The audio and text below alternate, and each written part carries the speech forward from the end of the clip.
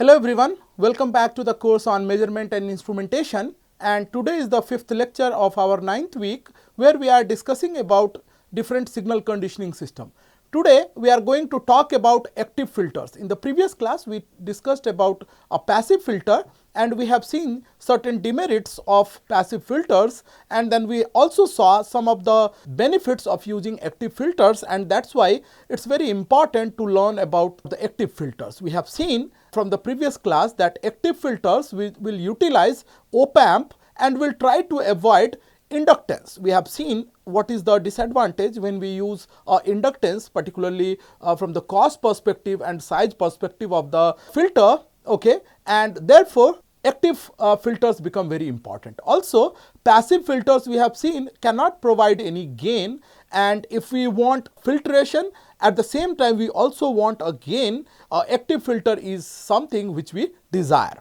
Okay, so active filters do not weaken the signal, so there is basically no insertion loss, and it can provide amplification, and you can also control basically the input and output impedances in these cases. Okay, and they also allow advanced filter responses without using any inductors, okay, which makes these circuits very small and cheaper, particularly because of use of the op-amps as an active component. Okay, so however, active filters need a DC power supply. We have seen that op-amp require a VCC. Okay, we have seen that in a op-amp in any configuration we have given a voltage supply, say plus minus 15 volt, all right, or maybe some other voltage, say plus minus 10 volt. So this since they use a active component, they will require a DC power supply, and they are limited to low and moderate frequency and low power levels, while passive filters can operate at very high frequencies and can handle large power levels, particularly because of the use of inductors. Okay, so a typical example of an active low pass filter is shown over here. Here the input is given through the inverting terminal, and you have RFH and CFH in the feedback, okay, and say their overall impedance is say ZF, okay, and R1 is there in this input. Okay, in that case V out can be given as minus ZF divided by R1H, all right, into V in. So from this configuration, when you have this feedback impedance at ZF and R1H as the input resistance, here R1H, then V out can be given as minus ZF by R1H into V in. Now if I have to calculate ZF, okay, what I will do is say XC of this capacitance, the reactance is say 1 by j omega CFH. In that case, this ZF will be equal to RFH into XC divided by XC plus RFH, all right.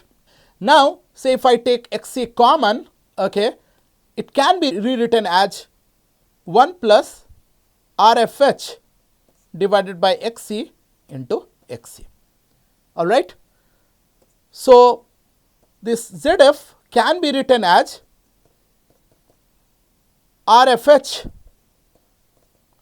divided by 1 plus RFH by XC, all right, and XC we have already seen is 1 by j omega CFH, and therefore ZF can be given as RFH divided by 1 plus j omega RFH into CFH, all right. So the ZF, this feedback impedance, is given as RFH by 1 plus j omega RFH into CFH. Now let me call this equation 1 and this as equation 2, all right. So if I have to calculate V naught, I will put this ZF value here from equation 2 in equation 1, and in that case V naught will be equal to minus RFH by R1H into 1 by 1 plus j omega RFH into CFH into V in. Okay. Now the gain V out by V in can be given as just taking this Vn this side, I will have minus Rfh by R1h into 1 by 1 plus j omega Rfh into Cfh. In all these calculations, this subscript h refers to the characteristic high frequency omega h, and omega h, or say cutoff frequency omega c, can be given as 1 by Rfh into Cfh. Okay, and the typical characteristic of this active filter looks like this. So you have Rfh R by R1h here and 0.707 of this here somewhere, okay, at omega h, where omega h is equal to 1 by Rfh into Cfh. Okay. Similarly, you can also design high pass active filter, and this is a typical high pass active filter. Okay. You can see that in place of the capacitance that you have seen here, now capacitance is placed over here. Okay. Now, in this case, the Zin value is given as R1L plus Xc or R1L plus 1 by j omega C1L. All right. So now I am calling this equation 1. Okay. Now, in feedback, I do not have any capacitance, so ZF is equal to simple this RFL. Okay. Say this is my second equation for this high pass active filters. Okay. Now, V out by V in is equal to minus ZF by Z in, and ZF is nothing but minus RFL, and Z in we have calculated as R1L plus 1 by j omega C1L.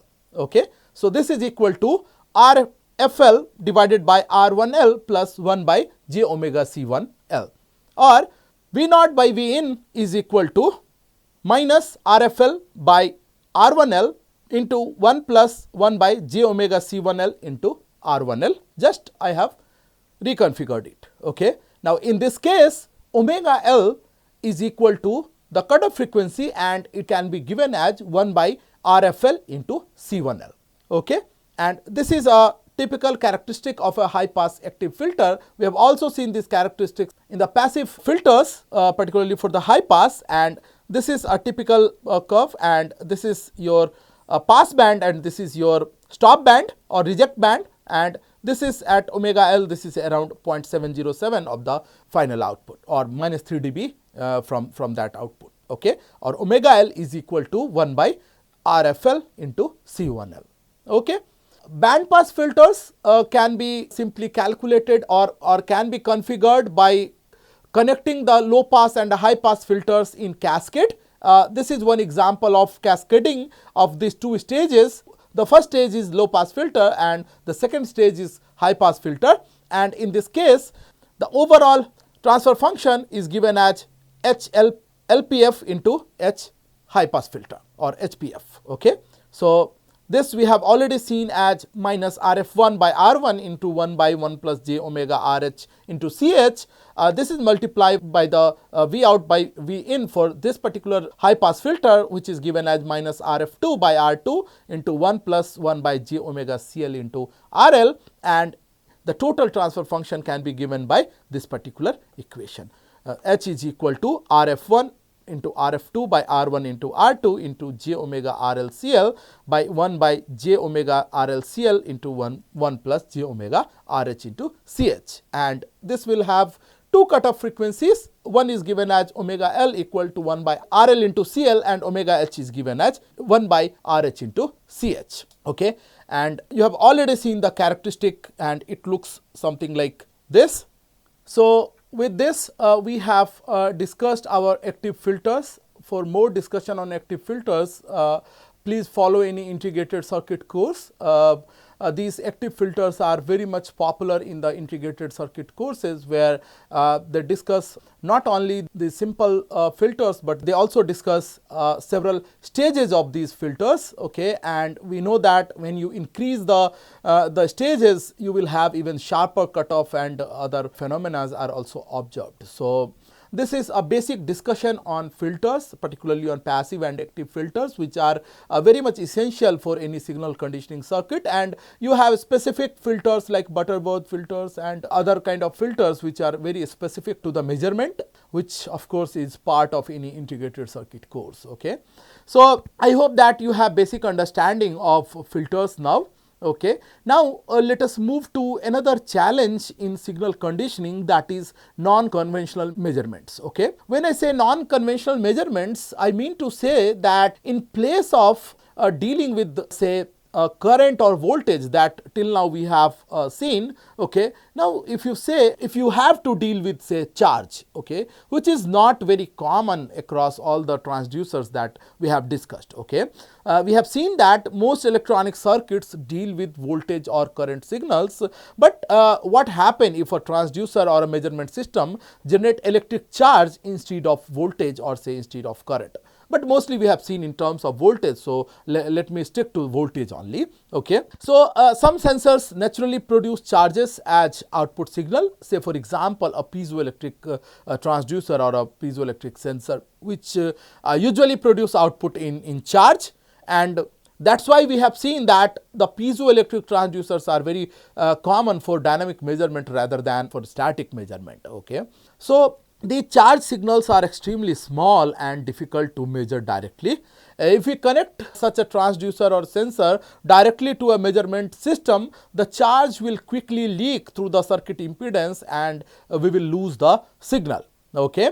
So these are very tiny, very small, in the range of certain picocoulomb or something. Okay. So they can leak easily, and standard circuit can only measure voltage and current, and they are not made for measurement of charge. Okay.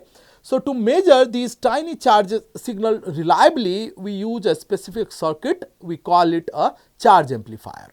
Okay. Now this charge amplifier will convert the input charge into a proportional output voltage. Okay. So if I have to define a charge amplifier, I can say that a charge amplifier is an electronic circuit that integrates the input current and provide an output voltage proportional to the accumulated charge. Okay. And this is a typical charge amplifier. Okay. And in this case, say charge is given as say integration of the current value over the time, and the output is given as output voltage is given as 1 by Cf integration of this current or the charge basically. Okay. So V out is equal to Q by Cf. All right.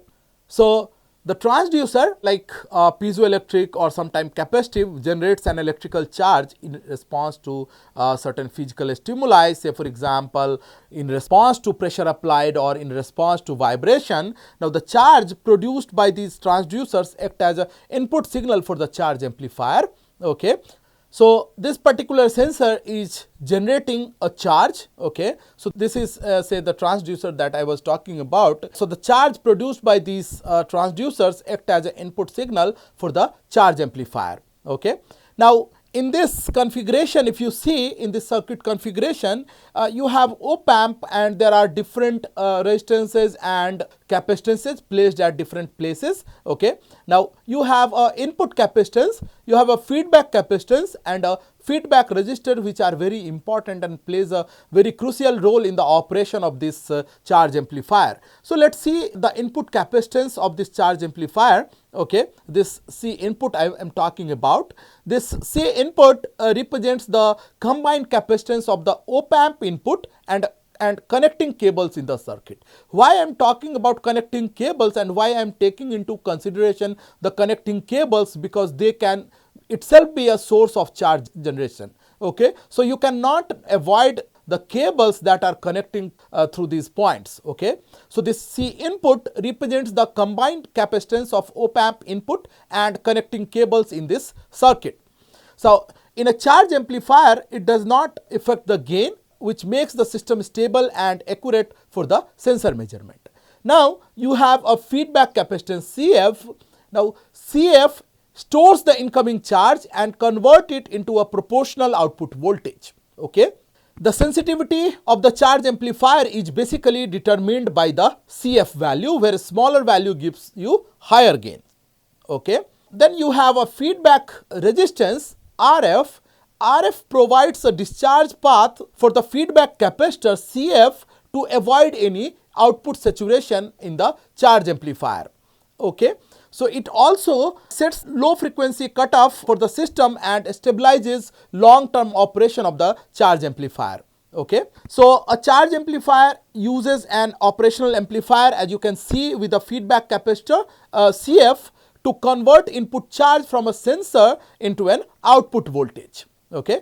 So according to the Kirchhoff's law, the input charge and feedback charge are equal and opposite, because I am talking in terms of charge, but of course they are connecting through the current. Okay. So Q in is equal to minus QF, and this is the direction of QF. So Q in is equal to minus QF. Say I am calling this equation 1. Okay. Hence, the output voltage is proportional to the input charge and actually inversely proportional to the feedback capacitance CF. Okay. Now, the input charge and the output voltage are proportional with the inverted sign. The feedback capacitor CF sets the amplification, and V out is equal to minus Q in by CF. Okay. So, V out is equal to minus Qn by Cf, and we have seen that this Qn and Qf are related by sign change, or we have seen that from previous equation, equation 1, that Qin is equal to minus Qf. So if I place that value here, the value of Qf, I can write that V out is equal to Qf by Cf. Okay. So let me call this equation 2. Although the operational amplifier has very high input impedance, the effective input impedance of the charge amplifier circuit is nearly 0, and this is due to virtual ground concept and the Miller effect. Okay. Now this causes all input charge to flow into the feedback capacitor. Okay. Now the feedback resistor RF provides a discharge path for the feedback capacitor CF, and this prevents output saturation caused by the op-amp's small DC offset current.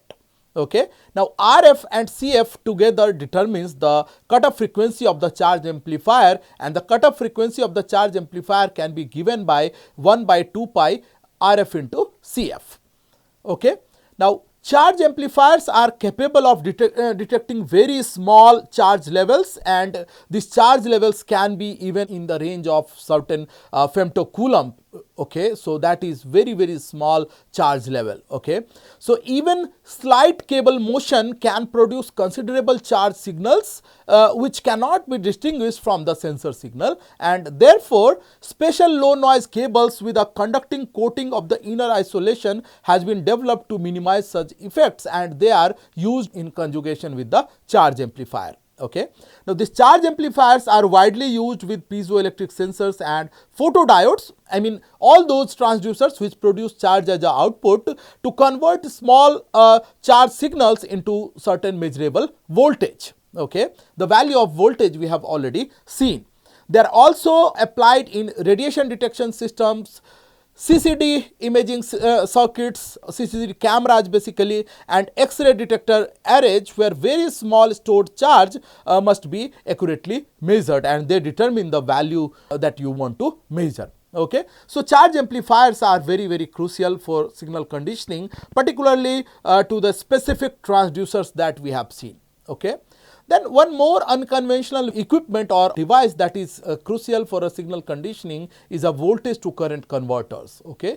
Usually we use voltage to current converters for multiple purposes. Okay. We know that DC current signals are widely used in instrumentation because they remain constant through series circuits, and which ensure accurate transmission over long paths. Okay. Now current based systems are less affected by noise, making them reliable for long distance and industrial measurements. Okay. And we have seen that industrial measurements, whenever we talk about currents in the range of 4 milliamp to 20 milliamp. Okay. Hence voltage to current converters are employed to generate a current output directly proportional to the input voltage. Okay. So from this discussion I can say that there are number of advantages of using a voltage to current converter. One of the advantages is like it provides you noise immunity. So current signals are basically less sensitive to electronic noise than any voltage signals, and noise mainly affect voltage levels, and current remain almost constant through the transmission path. Okay, and that's why basically we have seen that industrial systems transmit signals in the range of say 4 milliamp to 20 milliamp current loops to avoid noise from many lines like motor lines and power lines. Okay, so long distance signal transmission is possible with these signals. So voltage signals drop over long wires due to line resistance, and in a current loop the same current flows through the entire loop, so the signal is preserved even over long cables. Okay, they also help in reducing the cable resistance. So in voltage transmission, cable resistance causes a voltage drop. In current transmission, the current remain constant and measurement accuracy is maintained throughout the length. Okay, so you have a number of advantages of using current in place of voltage, and that's why voltage to current converters are very popular for various applications, like in the Zener diode testers, low AC and DC voltmeters, say for testing for LEDs, testing diodes and so on. Okay, so this is a typical voltage to current converter. You can see here the input is given in the non-inverting terminal. So a non-inverting voltage to current transducer here is shown with a op-amp circuit that convert this input voltage into a proportional output current. Okay, so in a series input feedback voltage to current transducer, in this like this, the input impedance is very high, and since the op-amp input current is nearly zero, we have already seen this from the op-amp's characteristic, the entire input voltage drop across this Ri, okay, which produces a current say IRI. Okay, now I load is equal to IRI because the same current is flowing through this load resistance and this Ri. Okay, let me call this equation 1. Okay, now IRI is equal to V in by Ri. Okay, whatever voltage you have applied here. Okay, now I load is equal to V in by Ri.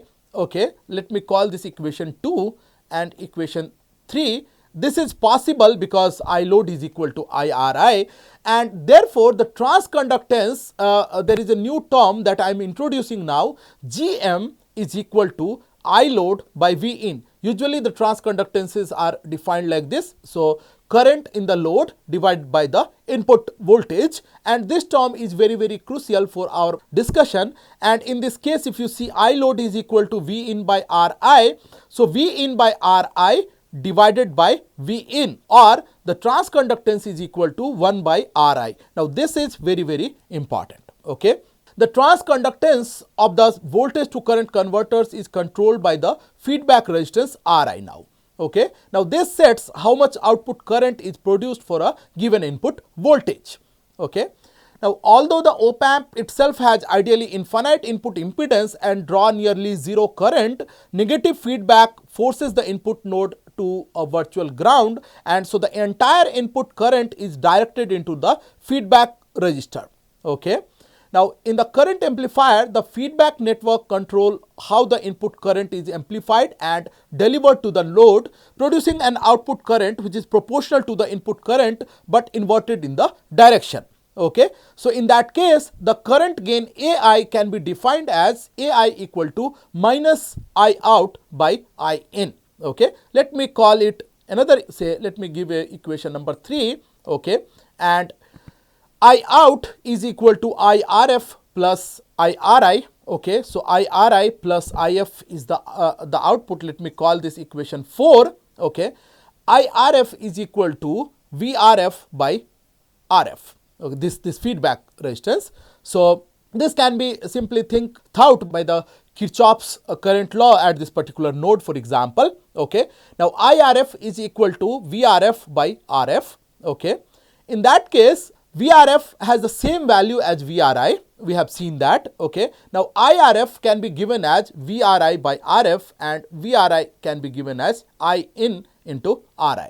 Now let's put the value of VRI here. We can get IRF equal to I in into Ri by RF.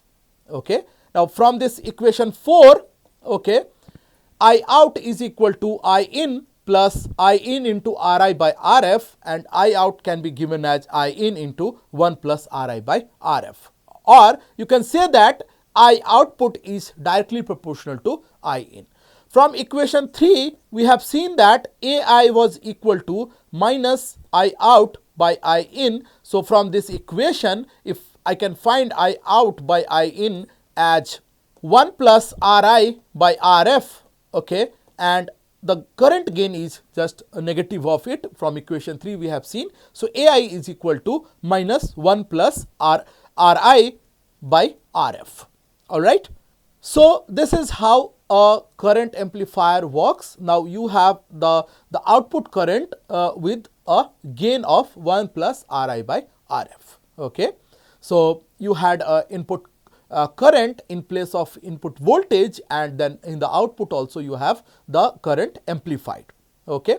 Now these amplifiers are very much useful for the systems that we have just seen. For example, you had a voltage to current converters, and you use this current amplifier to further amplify the current in the signal. And of course, this is very much essential for certain transducers where the output is in the form of current. Okay.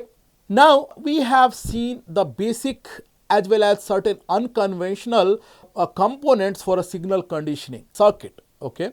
Now in the next stage or in the next week, what we will do is we will try to discuss different analog to digital converters and digital to analog converters, so that whatever signals we have generated can be fed to the next system. Okay.